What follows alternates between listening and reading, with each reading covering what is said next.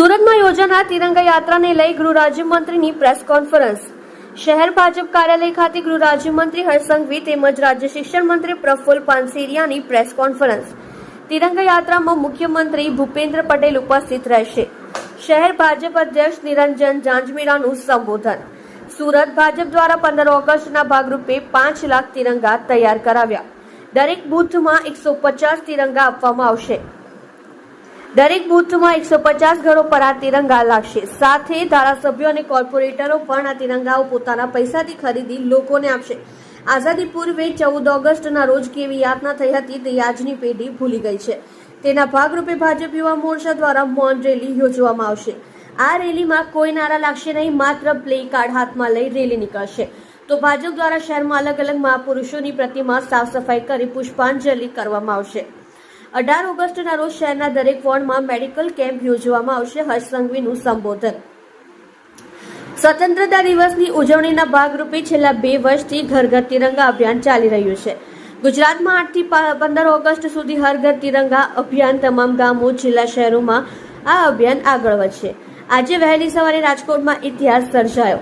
લોકો દેશભક્તિની યાત્રામાં જોડાયા અને લાખો લોકો દેશભક્તિના રંગમાં રંગાયા। સુરતમાં પણ ઐતિહાસિક તિરંગા યાત્રાની તૈયારી ચાલી રહી છે। તમામ લોકો તિરંગા યાત્રા નિહાળી શકે તેના માટે મહાનગરપાલિકા દ્વારા તૈયારી કરવામાં આવી છે। દિલ્હીમાં જે પ્રકારે પરેડ થાય છે તેમ પહેલી વખત સુરતમાં પરેડ થશે। અલગ અલગ એજન્સીની સાથે અલગ અલગ શાળા અને સમાજના બેન્ડ આ પરેડમાં જોડાશે। ખૂબ મોટી સંખ્યામાં ટેબલો પણ પ્રદર્શિત થશે। સુરત મિની ભારત કહેવામાં આવે છે, એટલે આ યાત્રામાં અલગ અલગ રાજ્યની પરંપરાગત વેશભૂષા સાથે લોકો જોડાશે। મહાનગરપાલિકા દ્વારા યાત્રાના રૂટ પર ખૂબ સુંદર સુશોભન કરવામાં આવ્યું। 1 લાખથી વધુ લોકો યાત્રામાં જોડાશે અને ખૂબ મોટી સંખ્યામાં આ યાત્રા નિહાળવા લોકો એકઠા થશે। મહાનગરપાલિકા દ્વારા પ્રશાસન દ્વારા પણ સ્વચ્છતાનો પ્રયાસ આ રેલી દરમિયાન કરવામાં આવ્યો છે। હર્ષ સંઘવીએ લોકોને અપીલ કરી કે રેલીના રૂટ પર પ્લાસ્ટિક કે અન્ય કચરો ન નાખવો, આ કચરાને કચરાપેટીમાં નાખવો। શહીદોની માતાને અભિવંદન માટે આ યાત્રાનું આયોજન કરવામાં આવ્યું છે। દેશની સૌથી મોટી યાત્રા માટે સુરતમાં તૈયારીઓ થઈ રહી છે। તમે જોઈ રહ્યા છો સત્યને સાથ આપનાર સત્ય સમ્રાટ ન્યૂઝ ચેનલ, તંત્રી શ્રી નિલેશભાઈ પાટીલની સાથે। દિવસના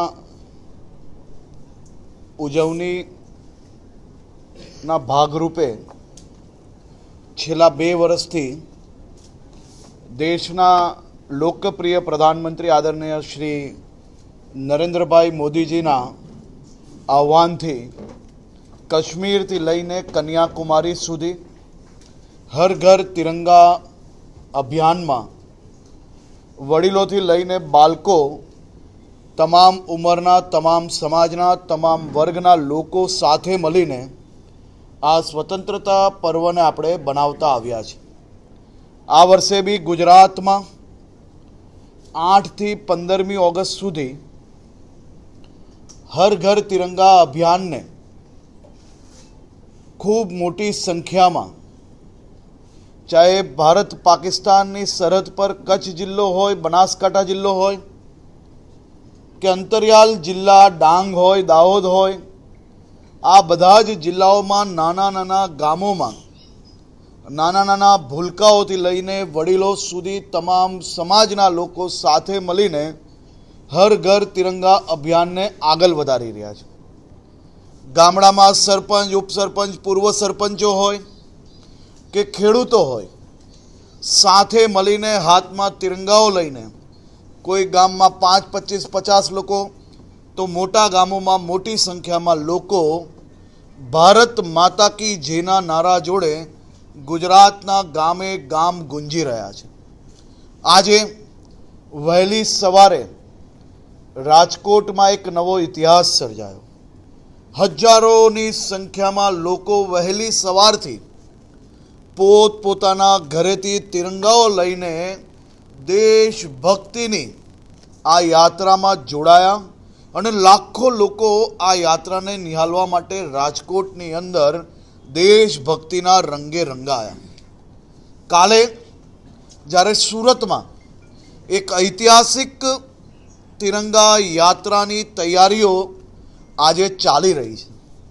સુરત શહેરના ખૂણે ખૂણેથી લાખોની સંખ્યામાં લોકો કાલની આ ઐતિહાસિક તિરંગા યાત્રા નિહાળવા માટે સુરત ડુમસ રોડ પર મહાનગરપાલિકા દ્વારા અને પ્રશાસન દ્વારા તમામ લોકો પોતપોતાના પરિવાર જોડે આ તિરંગા યાત્રા નિહાળી શકે તે માટેની વ્યવસ્થાઓ કરવામાં આવી છે.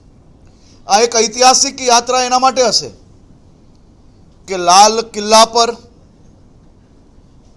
કે દિલ્હીના 15મી ઓગસ્ટના કાર્યક્રમના જે પરેડો આપણે જોતા હોઈએ છીએ એ પ્રકારે પહેલી વાર આપણા શહેરની અંદર BSF, CRPF, rapid action force, Gujarat police, આ બધાના અલગ અલગ બેન્ડો અને બેન્ડ જોડે આપણા દેશની સરહદની અને આપણા દેશની સુરક્ષા કરતા જવાનો આ 2 કિલોમીટર લાંબી પરેડ બી કરશે.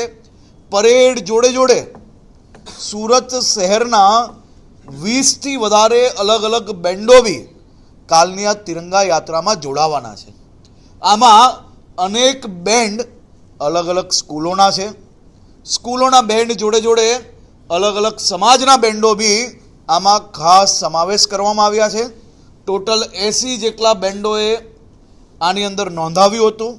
એમાંથી સિલેક્ટ કરીને 20-21 બેન્ડોને કાલે આ યાત્રાની અંદર ખાસ પરેડની અંદર જોડવામાં આવ્યા છે. ખૂબ મોટી સંખ્યામાં ટેબ્લો,